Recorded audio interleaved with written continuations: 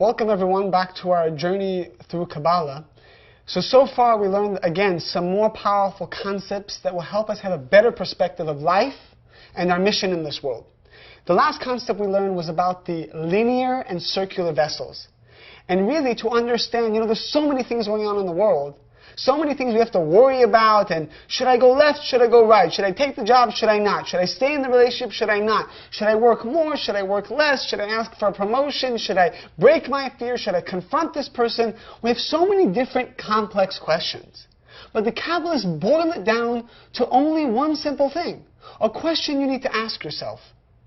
Am I making this decision because it's easy for me, and it's me not dealing with my tikkun, and it's just temporary fulfillment? Because then I will draw energy and it will go to my linear vessel. Or am I recognizing what I need to change? Am I recognizing that I need to take more responsibility in my life? Am I recognizing that what I'm doing is simply out of insecurity, or simply out of because I was hurt, or simply because I'm impatient, or I don't want to deal with the situation? Am I making a decision based on that? Because if I am, I can do restriction. I can at least wait to let the light in, to come from a clearer place. And then the light will come into my circular vessel. And those circular vessels create miracles and wonders. They start to take control over this physical world. You think of some powerful people in this world, people that you know, great Kabbalists. Think of someone like Jesus even. A man who had complete spirituality in his heart, in his essence. A man who could literally not be affected by the physical world. Who could change the physicality of things. Why? Because here is a man who completely transformed his selfish essence to a positive sharing essence. And not only that, a man who completely overcame his reactive, impulsive nature. And as a result, everything submitted to him. The physical world bowed down to him, if you will. The things in the physical reality would change simply at his decree. We have that power. The reason why the physical world doesn't listen to us, the reason why the best relationships don't come to us, the reason why car accidents can happen in our midst, is because we relinquished our power every time we were reactive. Every time we were selfish. Every time we decided not to focus and deal with my tikkun. And just bring energy because it makes me feel good now. And I feel good, I feel high, I feel happy, I feel careless, I feel carefree. Who cares about the future? Who cares what other people will think? Who cares if I destroy their life by just saying what I want to say now? I feel good about it now. I feel like I want to do it. And look, nobody's around. What's the big deal? We draw more light into the linear vessel, and destruction eventually happens. If not a day from now, 10 years from now, or 20 years from now. And we don't see the cause and effect. So this is so important. You want strength? Keep this in mind and practice it every day, step by step. Ask yourself always, is what I'm doing now, is the coffee I'm drinking now just because, I need coffee? Or is it, wait 1 second, why am I drinking this coffee? Because there's light in food, because there's blessings, there's energy that the Creator wants me to have? Okay. At least that's more powerful and more sharing than me just drinking coffee because I'm robotic and I need some energy. Pause always directs the light to the circular vessels. Again, take 10 seconds or 20 seconds. Share with the person next to you or with yourself and your notes the concept of circular and linear vessels. Welcome back. And now we're going to go into another concept to understand how we can be able to bring more energy, bring more light into our circular vessels, which again is responsible for bringing the miracles that we're looking for in our life. There's a question we need to ask ourselves. You have the linear and you have the circular vessels. Are they equal in terms of connecting to either one? Can I connect to the circular vessels as easily as the linear vessels? Can I connect to long-term fulfillment as easy as I love to connect to short-term fulfillment? Think about it. Why is it so hard to choose long-term over short-term fulfillment? I want you to ask yourself, why is it so hard? Well, you could say, well, you get it faster, it's more enjoyable, we're more addicted to it, we're more used to it. But why? If you know that you're going to get more fulfillment by letting go of the small petty desires that we have, Why don't we do it? If you know that going to the gym will make you happier, why don't you go? If you know that going on a diet will make you happier, why don't you do it? If you know that gossip eventually is going to destroy your life, why do we do it? Why? What compels us to do it? There has to be a reason that we love fulfilling the linear vessel, even though time and time again it keeps ruining our life. We love taking the relationship that's not good for us just because it gives us a moment of pleasure, just because it gives us a moment of security, just because we feel somebody loves us. But we don't realize how we're foregoing the better relationships. The question is why? What provokes us constantly to choose short-term over long-term, to choose linear over circular? We must ask this question. Ever since we came to this world, we have these two vessels, but they're not equal. They're not balanced. There is a much greater influence and pull and draw and seduction to the linear vessel. It's much more seductive. Many people in this world, if not majority, if not all the people in this world, are constantly racing towards the linear vessel. Think of all the different linear energies out there. Temporary sex, temporary money, temporary fame, temporary fix, everywhere you go. Our world, our society today is all about linear. Quick fix, it lasts for a moment, go to the next quick fix. Self-help, same thing. Go to a nice exciting workshop or a seminar, feel good about myself, come home, same problems. Same problems. Starts exciting and then it ends. That's the way we're conditioned. If it's everything from a sugary soda to a chocolate fondue cake to just me talking about myself so people can like me, it's always, we're so conditioned and programmed to the linear vessel. Why? Why is it so hard?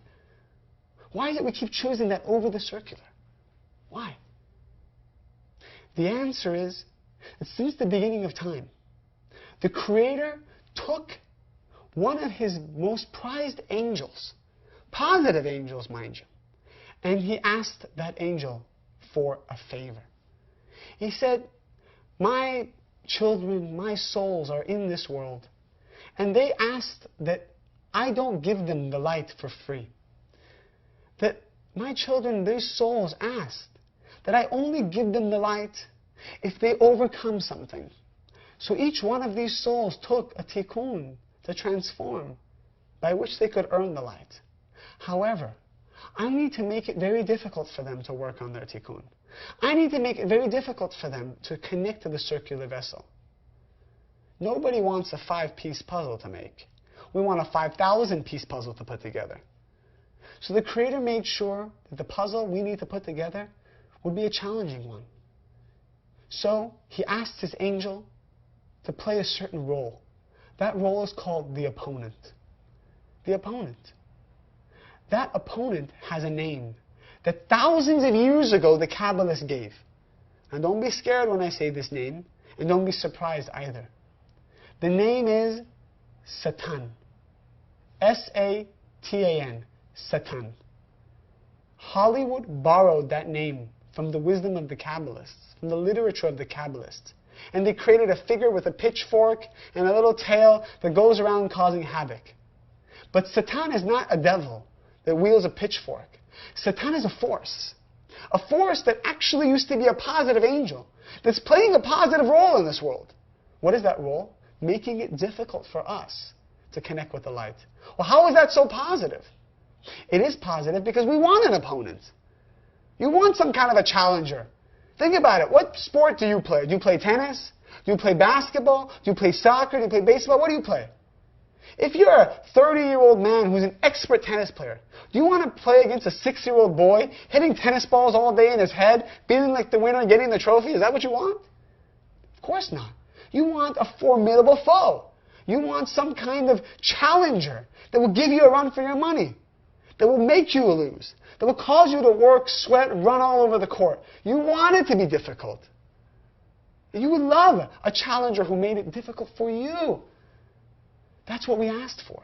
So the Creator took His most prized angel and made him an opponent. Made him Satan, the energy and intelligence in this world that makes sure I choose linear, I choose temporary fulfillment, I choose a short fix over the long-term fulfillment every time. Satan is a force and intelligence you cannot see. If you remember the movie, The Usual Suspects, they said something about the Satan, about the devil. What is the greatest trick the devil ever played? Making it appear like he doesn't exist. Satan makes it appear like he doesn't exist. Satan keeps whispering in our ear, wait another day to start your diet. Satan keeps whispering in our ear, you should have that nice car, not them. Satan keeps whispering in our ear. Every time we want to do something positive, Satan is whispering in our ear to do something that's negative that will just bring me short-term fulfillment. And every time he's making us do that, he's laughing to the bank with all our light.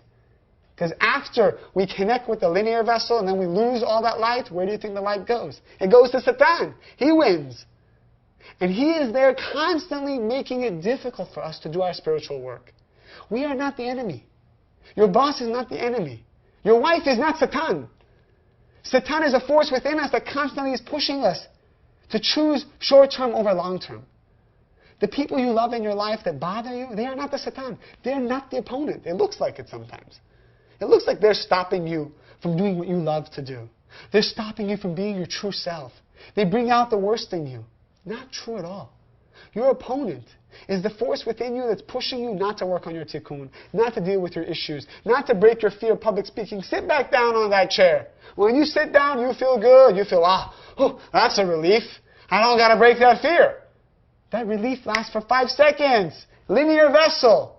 Imagine you break that fear, you push through, you break through Satan. You break the linear vessels. And it's hard in the beginning. But then you feel so good, you break through a new level. That level stays with you forever. One of my greatest fears 10 years ago, before I studied Kabbalah, was public speaking. And only through the wisdom of Kabbalah that I received the tools from my teacher and his teacher of how to go to a soul level to remove that tikkun. And to be able to challenge my opponent and not be reactive to it all day long and care what people think about me and be insecure. I received that from my teacher and him from his. And we have that same ability.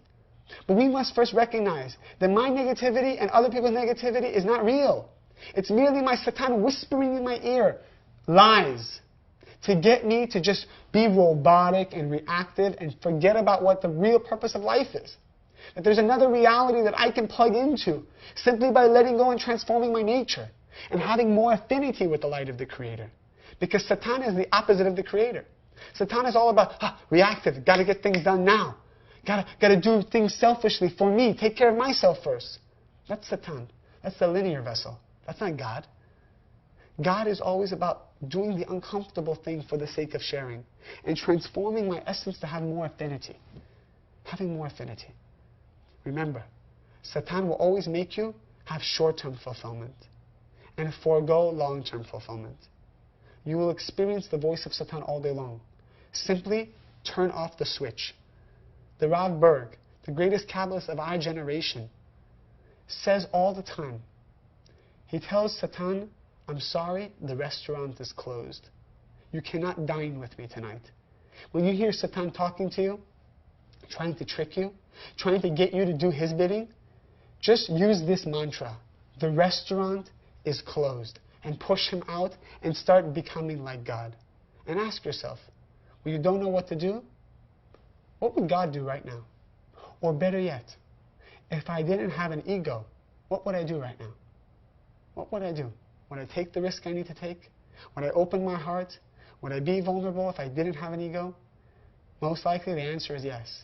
Remember, tell Satan the restaurant is closed. He cannot have your light. You are about to do restriction and put others first and share and absorb your tikkun so you can transform it. And what would God do? And what would I do if I didn't have an ego? Don't forget, the restaurant is closed.